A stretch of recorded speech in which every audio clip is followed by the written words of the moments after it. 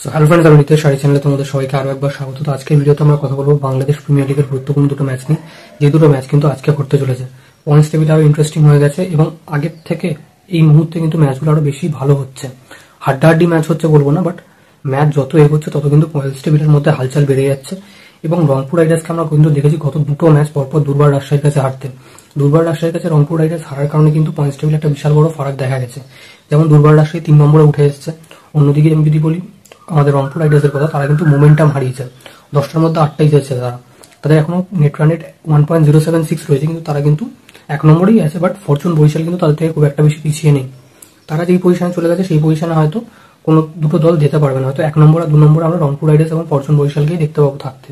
But এখনো পর্যন্ত আমি শিওরলি বলতে পারছি না যে কতটা ভালো পারফরমেন্স দিতে পারবে রংপুর রাইডার্স আমাদের প্লে অফে গিয়ে।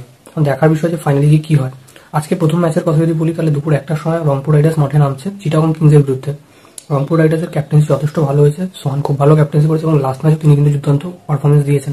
তিনি প্রায় প্রতিটা ম্যাচেই ব্যাটিং এর সাথে হোক, কিপিং এর সাথে হোক, ক্যাপ্টেন্সির সাথেও ভালো প্রমাণ করছেন নিজেকে, আর ডে বাই ডে আরো বেটার হচ্ছে। অন্যদিকে যদি বলি চিটাগং কিংসের কথা, চিটাগং কিংসও কিন্তু মোটামুটি কখনো ম্যাচ হারছে, কখনো জিতছে। এখন তারা 9টার মধ্যে 5টা জিতে 4 নম্বর পজিশনে রয়েছে। খুলনা টাইগার্স আর চিটাগং কিংসের মধ্যে কিন্তু একটা ব্যাটেল চলছে, কে 4-এ শেষ করবে। খুলনা টাইগার্স কিন্তু খুব একটা বেশি পিছিয়ে নেই, তারা 4টে জিতেছে, চিটাগং কিংস 5টা জিতেছে। এটাই যে ডিফারেন্স।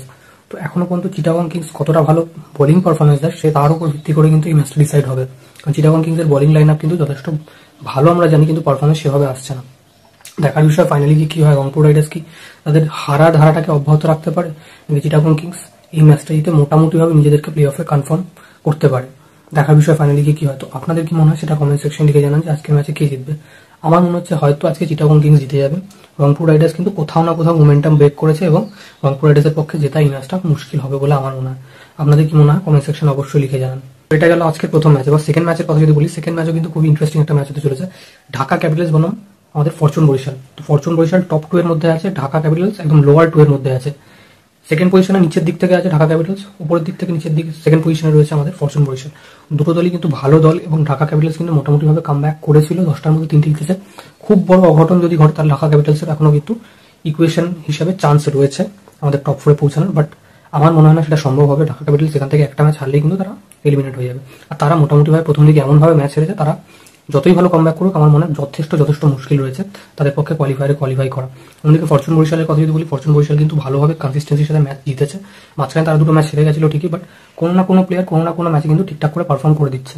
আর এই টিমটা যে স্টারদের টিম সেটা কিন্তু ভালোভাবে প্রমাণিত হচ্ছে। প্রত্যেকটা ম্যাচে যখন ফরচুন বরিশাল মাঠে নামছে কেউ না কেউ ব্যাটিং এর সাথে হোক, বোলিং এর সাথে হোক পারফরমেন্স দিয়ে দিচ্ছে। রিশাদ হোসেনের পারফরমেন্স আপনি দেখুন যে কতটা ভালো পারফরমেন্স দিচ্ছে রিশাদ হোসেন। অন্যদিকে তৌহিদ হৃদয় কোনো না কোনো ম্যাচে খেলছে, মাহমুদুল্লাহ কোনো না কোনো ম্যাচে খেলছে।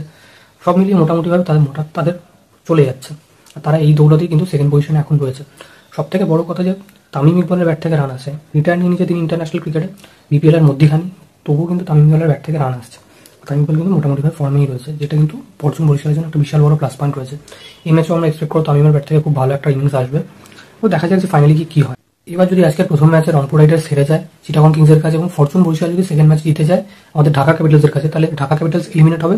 ফরচুন বরিশাল কিন্তু 1 নম্বর পজিশনে চলে যাবে, কারণ তাদের নেট রান রেট কিন্তু 1.033 রয়েছে এই মুহূর্তে দাঁড়িয়ে। ফরচুন বরিশাল যথেষ্ট ভালো টিম, তাদের কাছে কিন্তু আজকে চান্স রয়েছে যে টপ 1-এ পৌঁছানোর, একদম টপ পয়েন্টস টেবিলে টপে পৌঁছানোর। তো আপনাদের কি মনে হয় ফরচুন বরিশাল কি পারবে আজকে টপে পৌঁছাতে, নাকি রংপুর রাইডার্স আজকে জিতে তাদের নিজের মোমেন্টাম ব্রেক করবে? দেখার বিষয় ফাইনালি যে কি হয়। আপনাদের কি মনে হয় কমেন্ট সেকশন লিখে জানান। ভিডিওটা ভালো লেগে থাকলে লাইক করুন, শেয়ার করুন, চ্যানেলটাকে অবশ্যই সাবস্ক্রাইব করে বেল আইকনটা বাজিয়ে দিন। দেখা হচ্ছে পরের ভিডিওতে। বাই।